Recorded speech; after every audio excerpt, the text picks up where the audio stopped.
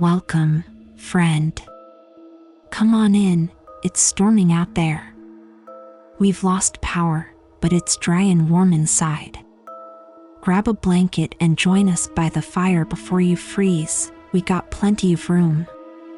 It's not safe to be wandering around in the dark. Not out here where the closest town is 5 miles away by foot. You won't see any cell towers, I can promise you that. No Wi-Fi out in these woods either. Folks in town like to call it a lake, but make no mistake, this here is all swampland. If you get lost, you're likely to end up as gator bait, or worse.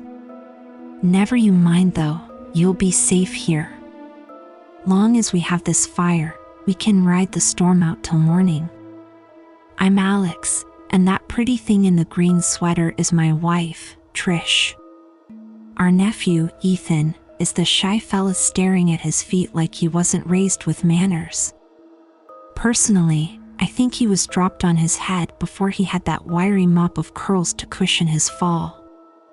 Now, what did you say your name was? Great, nice to meet ya. I won't ask how you came to be out here all alone on a night like this.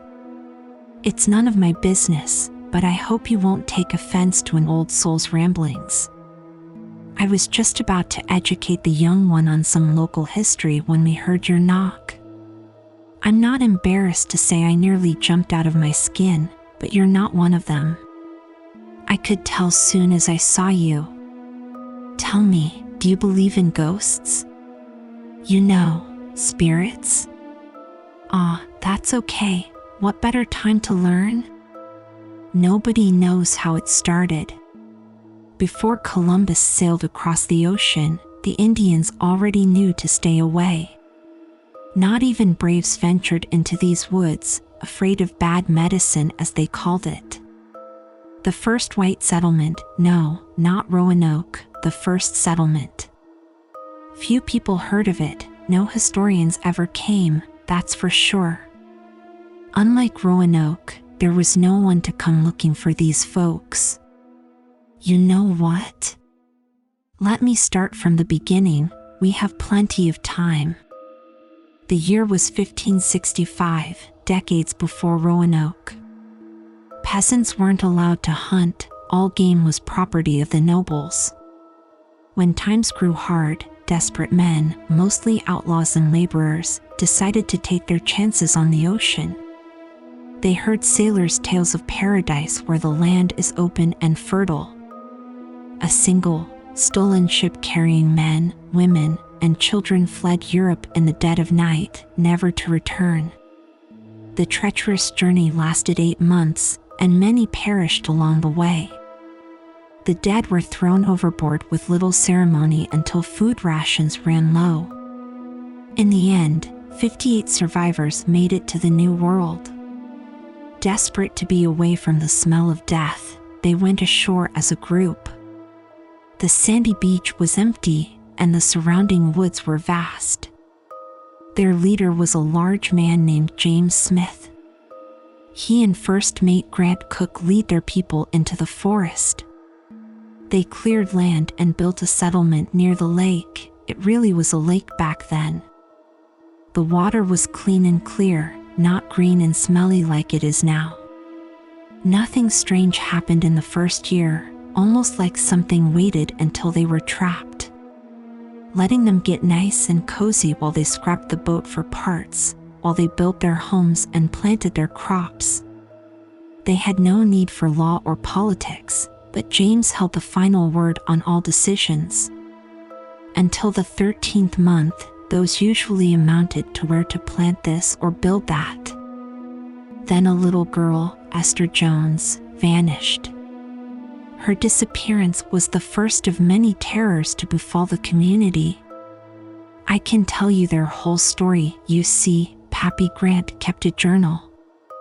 June 13th, 1566. As we sat to supper, loud, desperate knocking sounded at the door. I instructed Martha and the children to continue eating as I rose to greet our late visitor. Knowing only ill tidings come at such a time, I relinquished my meal to the hounds. Indeed, I was met with the despairing sobs of Widow Jones. Her girl, Esther, failed to return from picking berries. The young ones never ventured far, but even so, they always stayed together. I made quick work of speaking with the children as James gathered men. We ventured into the forest with 1 hour of light remaining to us. Unable to burden the women with our true findings, we blamed wolves as the culprits. I will record our true findings here in case, God help us all, a true account is useful to future generations. The children confirmed their location in the Westwoods, past Old Man Herbert's farm. They departed together, but Esther returned alone to retrieve a lost ribbon. The dogs delivered us directly to the berry patches, at which time they turned circles, whimpering. Ignoring all calls to heel, they tucked tails and ran home. Our best hunting dogs, known to challenge bears, behaved as if whipped. It was then we felt the weight of the silence. No birds sang, no insect stirred, and no winds blew. From the safety of my home it seems foolish to say, but it felt as if we were being watched. James summoned our best tracker, William Reed, to determine Esther's trail. In minutes he discovered the lost ribbon, but as he retraced the child's steps he became visibly distraught. After confirming his findings with the Owens brothers, he reported the following. The children came down the path, scattering in front of the bushes. Esther is the oldest among them, making hers easily discernible from the others. You can see where she turns back, and this is where she kneels to search. Here are markings left by her hands and knees, but that is where her trail ends. It is as if she is standing before us, invisible.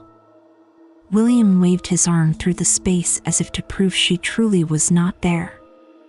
Joshua Owens confirmed the analysis, adding, there are those capable of disguising a trail, but it is impossible to erase one. Maybe a giant bird came and scooped her up. He said the last in jest, but looked up as he spoke. What is that? Following his line of sight, I became aware of a white and red object caught in a tangle of limbs above us. William set to work climbing, and in minutes was directly below it. He crossed himself, nearly falling when he released his grip to do so. We watched, breath held, as Reed untangled the item. Once brought for further inspection, we could not deny it was cloth torn from the child's dress. More disturbing than its location was the dark crimson stain which covered the white material. If she climbed, footprints would lead to the tree, and its bark would show signs. Suddenly William ran to the next tree, studying its branches. Understanding his logic, we searched high in surrounding treetops until Horace Wright discovered the child's location. As he spoke, he stumbled forward, losing his supper in a violent reaction to the grotesque sight awaiting us. There, tangled in the branches, were the remains of little Esther. Out of respect to the deceased's mother, I shall not describe the horrible manner in which she surely perished. I suspected large cats, for they often hide their prey in this manner, but Reed was quick to rule it out. Again, easily visible tracks would remain. I developed a terrible coldness in my bones that still has not left me. I fear it never will. We debated how to proceed as the last light faded. Anything short of bringing the child home for proper burial would be a disgrace, yet for her poor mother to see this fate, how little remained, she has already lost so much. I found myself imploring the men to spare Mrs. Jones this additional pain, suggesting we bury the child beneath the very tree in which she was found. I truly believed it kinder to carry home a tale of instant, painless death. It took little convincing and was a relief to us all. Widow Jones is a kind, caring woman, and our hearts ache for her loss. I am forever ashamed to have failed her daughter in both life and death. With torches freshly lit, William climbed the tree easily as the first. Upon reaching the remains, a deep, guttural roar emanated from the darkness. It sounded like no beast I have heard before, causing every hair on my body to stand erect. James ordered William out of the tree at once. Descending quickly, clutching Esther's small, shredded shoe, Reed jumped the last 4 feet. Another roar followed, this time from above, closer and angrier. It was accompanied by the sound of branches cracking under the weight of something heavy. It required all my resilience to stand fast as we braced for the unknown terror to attack. We held our torches high, but the light would not reach more than a foot away. Dancing flames should have illuminated the clearing, but the darkness was almost tangible. Even more strange was the temperature. The warm, summer night bit into us with a harsh, winter wind. No man spoke, we merely huddled together, staring into the impenetrable darkness, waiting. How to describe the sound of that beast as it stole Esther from us a second time, alas, I cannot. I can only tell you of the shame we felt as we stood in place, for the monster went without haste, mocking our cowardice. It is my greatest shame, mortally wounding to my heart and pride. When all fell silent once again, James commanded we return to the village at once. We eagerly agreed, ready to leave that horrid place. As we approached the path home, William surged to the front, insisting we were entering the wrong trail. I spoke harshly, anxious to be on our way, walking with my torch aloft to show no other path existed. Reed led us to the place he believed our true path to be, but nothing was there. He walked between the 2 locations, listing the ways he could tell the difference. If he was correct, the path we walked daily was overgrown with weeds as if unused for years. It was a twisted route which several men recalled stumbling over that convinced us. It was a slow journey as we struggled through the thickets, but we made it home safely thanks to Reed's keen eyes and knowledge. I cannot stop wondering where the other trail would have taken us had he been less observant. Unfortunately, we were only able to return Esther's shoe to Mrs. Jones. May she find comfort knowing the child is with her father in a better place. Until tonight, our greatest fear was being discovered by outsiders. Should King Henry ever learn of our paradise, he will surely want it for his own. We are prepared to defend ourselves to the last man should the occasion call for it. Alas, I believe we can rest easy in that regard. After what I have witnessed this night, I am certain whatever plagues us is no mortal man. We are resolved to explore the strange path in full tomorrow. I shall record my findings here upon our return. What's that, friend? Of course, the bathroom is down the hall, second door to the right. You go on ahead, we need to add a few logs to the fire anyhow. Oh, and if you hear a tapping at the window, just ignore it. Best not to pay them any attention, but whatever you do, don't open the curtains. There, perfect timing. The fire is, oh my. Are you all right? I say, you are pale as all get out. Here, sit down, I think we're in for a long night. I guess you peeked. I tried to warn you, but they say seeing is believing. There. I know it can be upsetting, but you really are safe in here. We don't have a vehicle, but if you like, I can walk you to town come sunrise. Until then, maybe it's best I continue the story. June 15th, 1566. I write in the early morning hours, before the sun has yet risen. May God have mercy on my soul. By my hand James is dead. What have I done? It should have been me. I will never be half the man he was. Martha, if you or the children should one day read these words, I shudder to know what you will think of me, but I must keep going to ensure a record of what has happened here survives.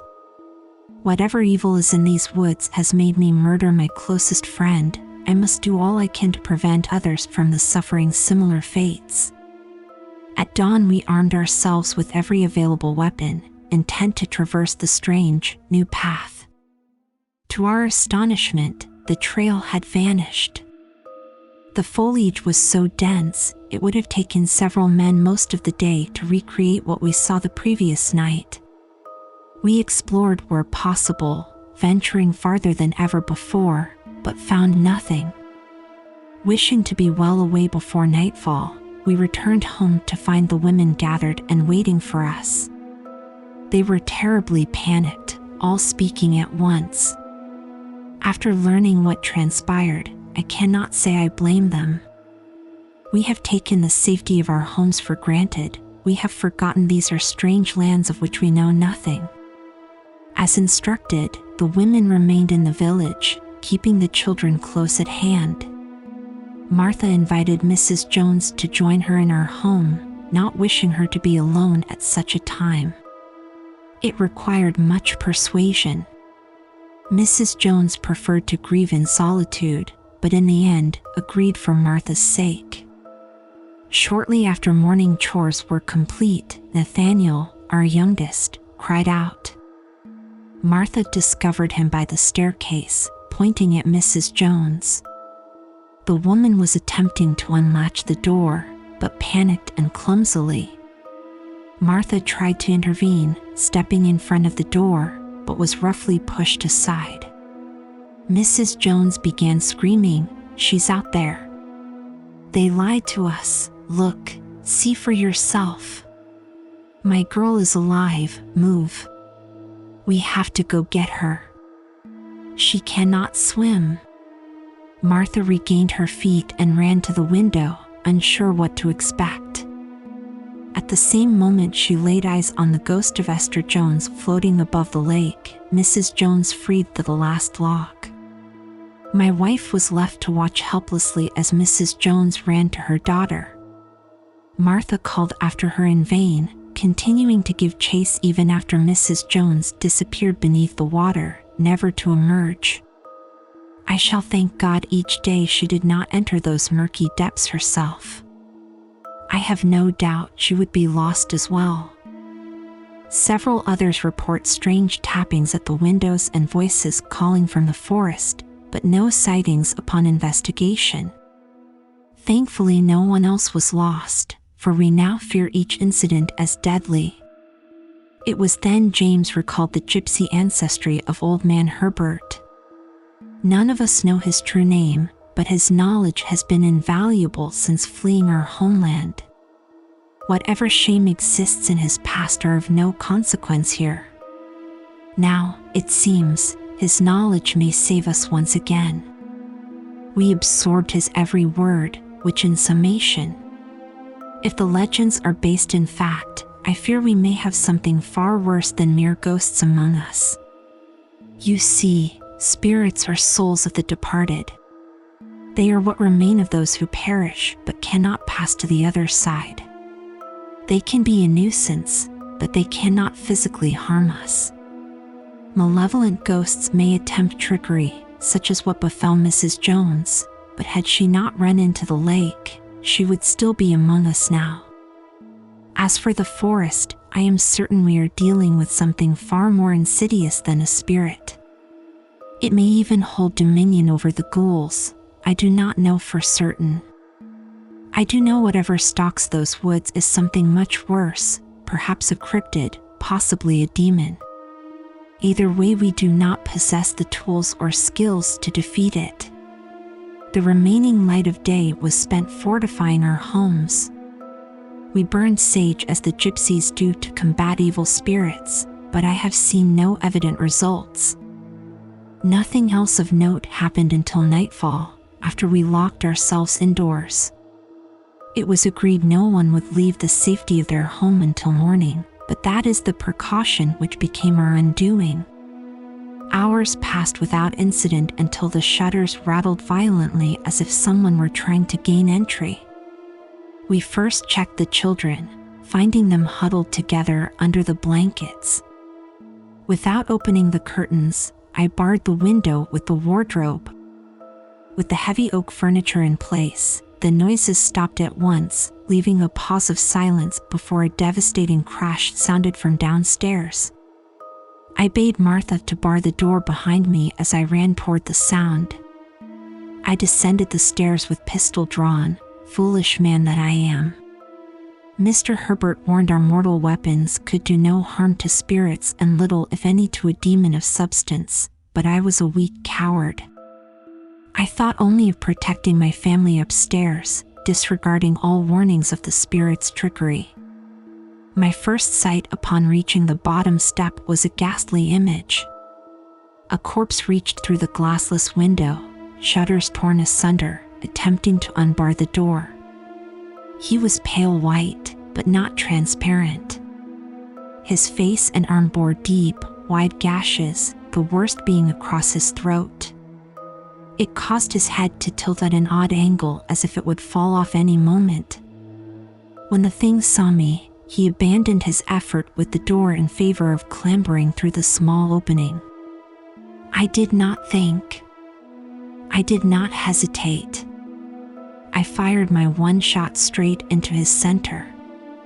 I was surprised when the ghoul fell backwards into the dirt.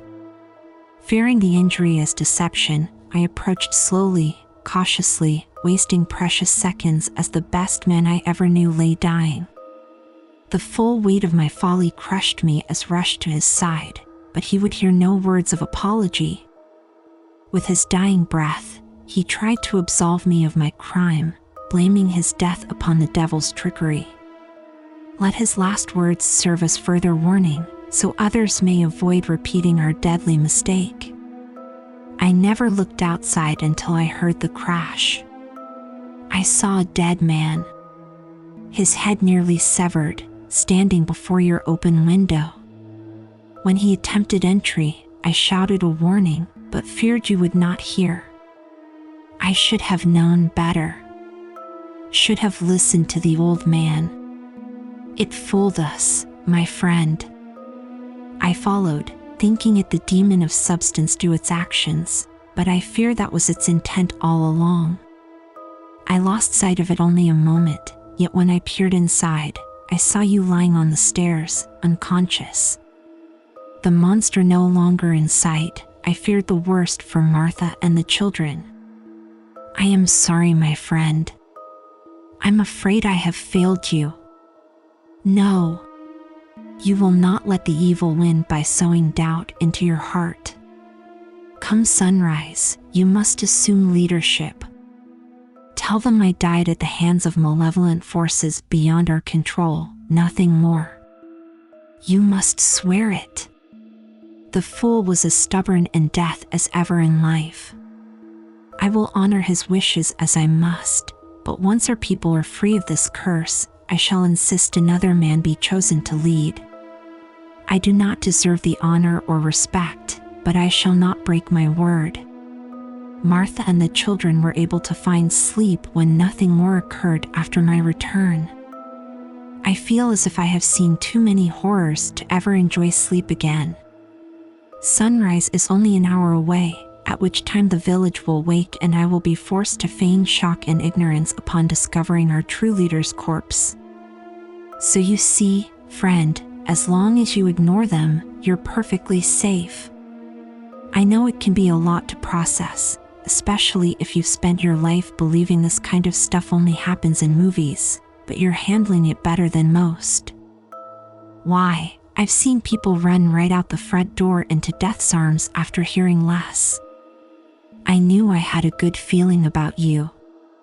How many, you ask? Oh, don't worry yourself with the minor details, I sure don't. Who knows where my visitors come from or why? You shouldn't be surprised if you find your own memories a little fuzzy while you're here.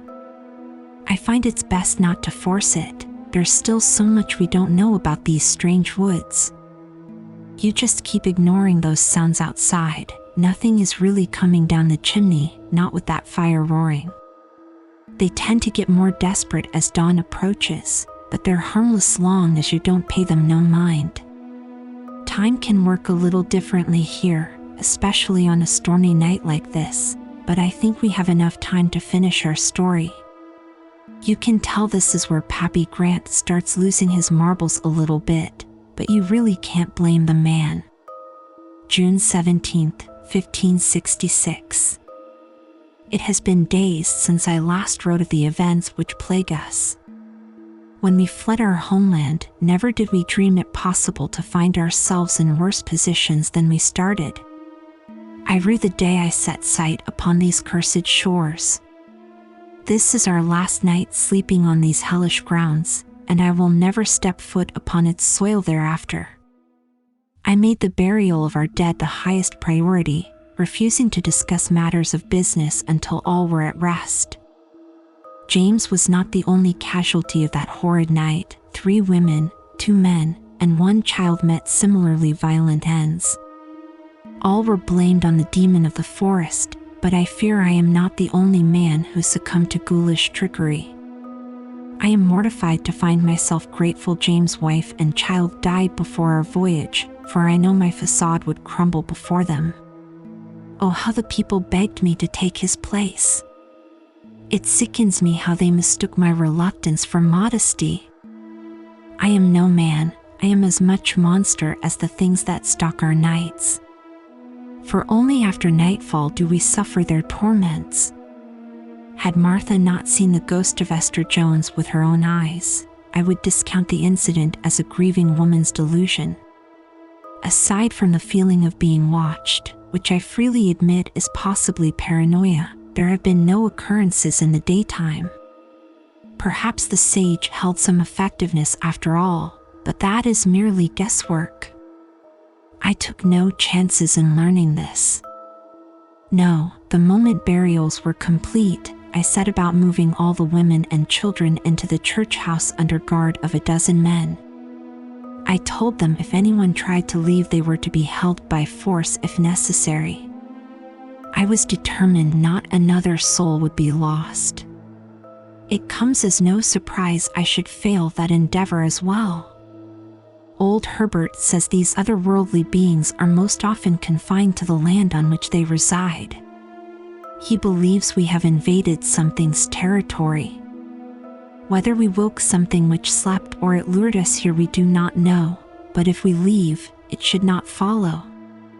Many legends make note of natural boundaries, such as rivers or mountains. I conceived a plan. I would not battle the devil, that is a fool's game, and I was done playing the fool. Let it have this piece of land, we hope to never see it again. I commissioned William Reed and Joshua Owens to travel into the South Forest with provisions for 3 nights. Their mission was to find new land, beyond the forest, past the river we have never crossed. They would be well past the river before nightfall, a position many envied. They should return tomorrow to lead us to our new encampment. We have salvaged all we can and are prepared to travel in the morning. How terrible it will be to tell Joshua his brother has died. I was so sure of my ability to protect them, so cautious. All slept in the church house that night, crammed together over every square inch. We slept in shifts, keeping 8 men on guard at all time.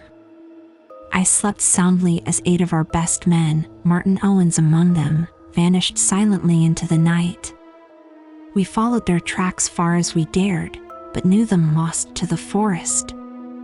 I cannot fathom what false visions could lead 8 men placidly to their demise, but find myself preferring ignorance. Another day passed without incident as we continued dismantling our homes. We built wagons to increase our supply capacity, knowing there will be no chance to return later, but we only have enough men to pull 2. With Reed and Owens away, 40 souls remained under my care. None openly blamed me for our losses, for none wished to wear the burden of leadership, but I could feel their disappointment as another day slowly faded to night. We decreased the number on guard to 4, having each man tied to a man who slept. The hope was, if a man on guard became entranced by deceit, he would rouse the sleeping man in his attempt to leave. I was to take watch before sunrise, believing it to be the most dangerous. Instead, we all woke to smoke and flame engulfing the church house. The doors were barred from the outside. Panic ensued as men tried to break through to no avail. The dry wood burned like kindling as smoke filled our lungs. Mothers threw children through the small windows, but few were able to follow. Thankfully, Betty Davenport kept her wits about her. As others lay gasping and crying, she ran to the wagons, retrieving in 2 axes and a mallet. Enlisting the help of Susan Collins and her son, Timothy, they were able to open one of the doors. It was too late for many. Herbert is dead and his knowledge with him, but 22 of us survived thanks to their bravery. James' ability to put our people wholly first in his heart was a defining trait of his leadership, but I found myself unable to meet the same standard. Amidst the chaos, I was consumed by worry for only my family, useless to the others. How much shame can one man carry? We discovered a single, small set of footprints leading to the forest, though we are unable to determine their owner. Many of the dead were burned beyond recognition, but knowing which hand the devil used to do his deed is irrelevant. Had we not needed to bury our dead, we would have fled across the river this day. As it is, we are a broken people, but we keep moving for sake of the surviving children. Mine is the only intact family, and I can feel the unspoken resentment brewing in my grief-stricken fellows. I do not blame them, but I fear it is not by luck we are spared. I fear I have become a special project for the evil in this place. Nothing I do will stop it. We will lose more tonight. They understand we mean to leave, and they want to keep us. If Reed and Owens do not return, I will take those who remain beyond the river anyway. We have decided not to sleep this night. We have filled every available container with water and barricaded ourselves indoors, spread among the remaining houses. Hopefully we will be less dangerous to one another. At the very least, we should not be taken by surprise. June 19th, 1566. This will be my final entry. Damn these records. I write only to report William and Joshua returned.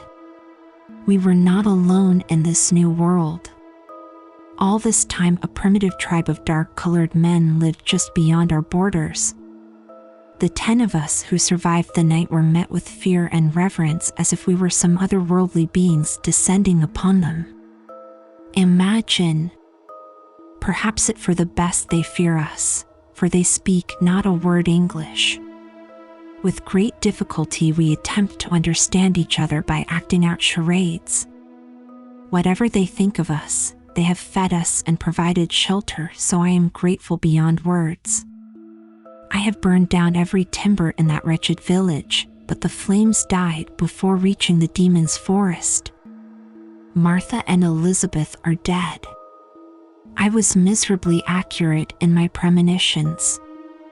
Of course, the blame is solely and completely of mine alone, for I fell asleep against all efforts. I woke to Martha strangling Nathaniel, Elizabeth already lost. She insisted the undead were risen, attacking the children. I tried to tear Nate from her grasp, but she had a grip of steel. I tried reason, but her eyes were rolled backward and I could see the life slipping from my son. I killed her. I had to kill my wife. I revived Nathaniel just barely, though he will wear the marks on his neck for some weeks to come. Of course, that is nothing of the mental anguish he will suffer as a result of his father killing his mother as she tried to strangle him after murdering his sister. Perhaps his recovery would be best served by my absence. I will destroy that evil place if it the last thing I do upon this earth. I believe answers lie beyond that missing trail, so that is where I shall go. August 30th, 1574. My name is Sly Fox, but it used to be Nathaniel Cook, and today my tribe recognizes me as a man. I have received my father's journal, which he left in the care of Chief Hawkeyes. My father returned to the cursed woods daily despite our tribe's insistent warnings, and it proved to be his end. That forest is full of bad medicines. All know death awaits those who seek its power. Father was determined to see them destroyed, but the place drove him mad. He left every dawn and returned every dusk for 2 weeks before he disappeared forever. Chief Hawkeyes adopted me as a son, and I am happy traveling with the Cherokee. Maybe I will write of my life one day as father did, but now is the time to count coup and earn my place among the hunters. So you see, those last dozen settled with the Cherokee and life went on. Sly Fox grew to be a respected man of their tribe and had a family of his own. Over the decades, as more white men came, he grew worrisome in his old age. He tasked his sons to return him and their people to that first place they fled beyond the river. As the country grew, many tried to settle this area by the lake, but none stayed. With each new sacrifice, the land was poisoned, turning the soil infertile and the lake putrid. When survivors fled to Jamestown, they were welcomed without question. As wars for territory savaged the countryside around them, they remained just out of its reach, always in the grips of their own private war. So that's how our little town was founded. I can even point to where they built the first house if you like. Though, let me tell you, it was over a century before they allowed a bridge across the river. They worried something terrible might decide to use it, but nothing has so far. Anyway, I think the storm is finally over if you're ready to hit the trail. You know, I was starting to think you weren't going to ask why we live here instead of in town. Most people start wondering pretty early in the night, before they get a chance to know us. Not everyone is kind as you are. They don't understand not all spirits are bad. Why, if it weren't for the likes of us, there wouldn't be so many to make it to Jamestown in the first place. Now come on, let's get you out of here before the next rains come. I can't cross the river with you, but I can see you to the bridge. I'll show you some, huh? Are you sure? It be no trouble to y'all. Well, all right then, if you insist. It's been a pleasure. Y'all come back now, ya hear?